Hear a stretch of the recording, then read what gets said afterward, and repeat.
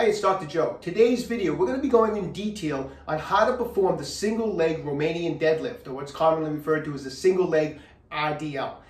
This is an excellent exercise. It's a common exercise, but I actually don't think it gets used enough. This is the type of exercise that you want to start using. It helps clear up discrepancies from side to side. I love doing single leg work or even single upper body work because it clears up problems. It clears up discrepancies. So for example, with the single leg RDL, if you have some discrepancies on your squat, your deadlift, maybe you have a hip shift in your squat, maybe you deadlift one day and the next day you feel more soreness on the right side compared to the left, maybe you're not activating the left posterior chain as well as the right. You know, there's discrepancies. When you do single leg work, it straightens that all out, and that's what I love about the single leg RDL.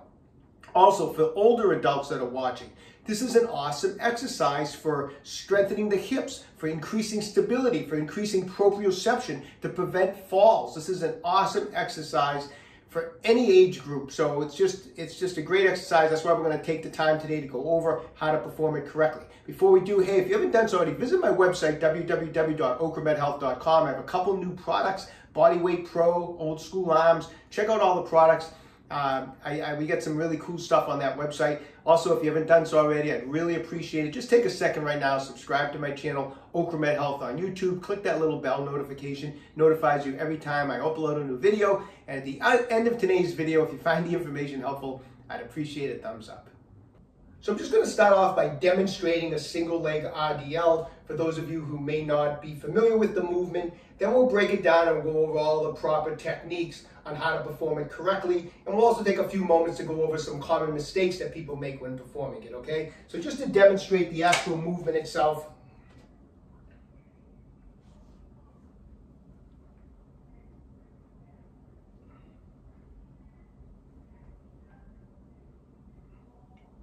Okay, so that's a single leg RDL. So let's break it down.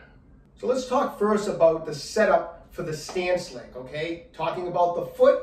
The foot is basically, we're going to do the same rooting technique that you would use on a squat. We want to set up a tripod foot. We want to have our weight evenly distributed over the big toe, the small toe, and the heel. So we want that foot rooted into the ground.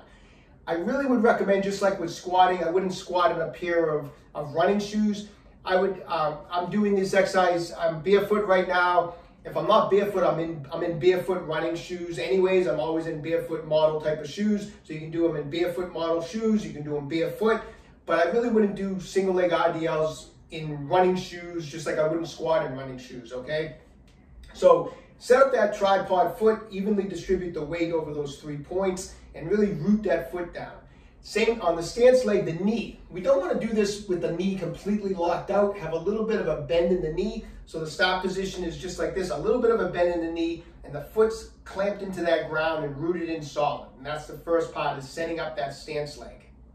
Okay, now that we have the stance leg is all set, the foot is rooted, the knee's bent slightly, let's talk a little bit about the motion going down, okay?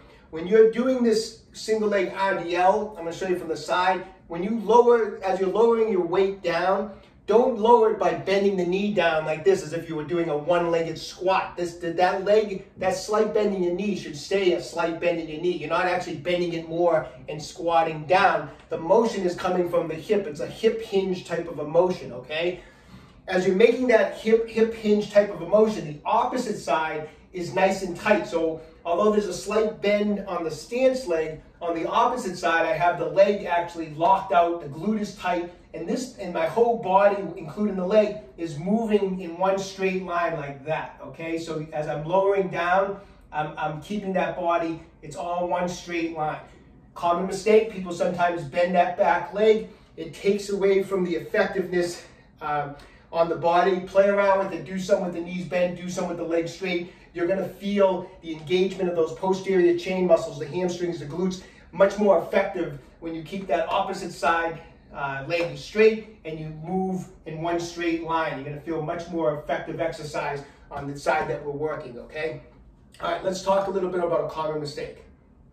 So a common mistake that people make as they're hip hinging, as they're lowering their body down, and a lot of this has to do with weakness in the hip, in particular the glute medius. And this is why it's great to do this single leg work. Is one of the common things that happen when people do it, and it may only happen on one side, the weaker side, is as people lower, they let the body start to rotate. It starts to go this way because the glute medius is weak.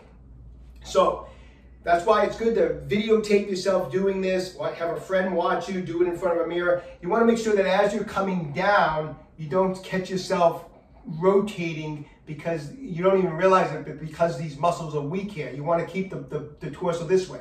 One good cue is if you look at my back foot, it's turned out as I'm rotated this way. So if you kind of keep an eye on that back foot and make sure it's pointed down at the floor, that actually will help you stay in alignment in this direction so that you don't rotate out. So kind of keep an eye on that back foot. As you hip hinge, watch that back foot. Is the toe pointed down? Great. Usually if it is, that's a good indication that I'm nice and straight, but be conscious of that. Don't allow the body to be in this type of a position.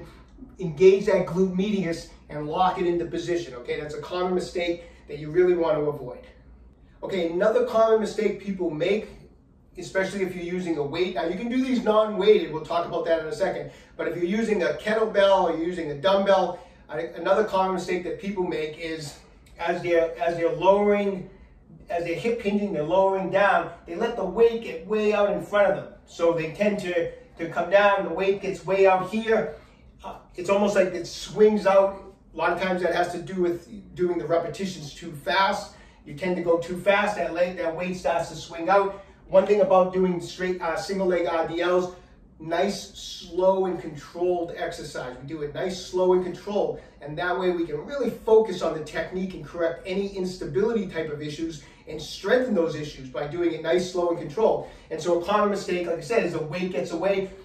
Just like you wouldn't want to deadlift with the weight out here, we don't want to do RDLs with the weight out here. So make sure that as you hip hinge and you start to lower down, you keep that weight just right near the stance leg, just like you would be doing if you were doing a deadlift. You wouldn't let the weight get away. But that's a common mistake people make, so let's make sure you don't do that.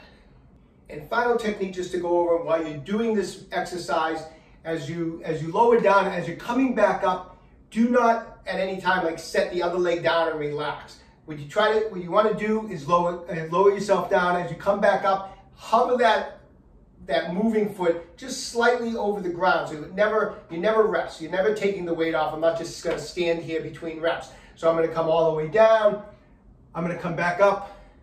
That foot never touches the ground. And then I go back down. So all the weight is constantly on that one side. You don't rest it. You don't let the other leg touch down. Okay, so that's a good tip to remember. And as I mentioned a second ago, these are movements. These are performed slowly and very methodically. You want to make sure that you're in tune with your body because we're trying to make corrections and we're trying to strengthen weak areas that are unstable. One final note about this exercise is, as I mentioned at the beginning of the video, this is a great exercise for older adults to help build up balance, to build up proprioception, which is body awareness, to help strengthen the muscles of the hip and be able to have that balance, to be able to be up on one leg. So you can do this exercise unweighted. You don't have to have a kettlebell or a dumbbell. You can start off, maybe you're not a weightlifter, but you can start off as just a body weight movement where you just practice the motion without any weight. Now, if that even seems too difficult, just grab a broomstick or stand next to a chair and start off by learning this exercise supported, in a supported manner. Hold on to a broomstick, hold on to a chair, and get used to the movement and build up some strength. And when you feel comfortable enough, then you can move away from the broomstick or the chair. But this can be done without any weights, to just build up the strength of the posterior chain, the strength in that glute medius, the balance that you need, the proprioception. It's just an awesome exercise for any age group. It's just such an important exercise. Okay, so sets and reps for these single leg RDLs. Start off lightly at first, okay? You want to see what's going on. In other words, you may start off and you do them on the right and you feel like Superman, you feel awesome, and then you go to do them on the left and you can't even keep your balance. You're just so unstable, okay?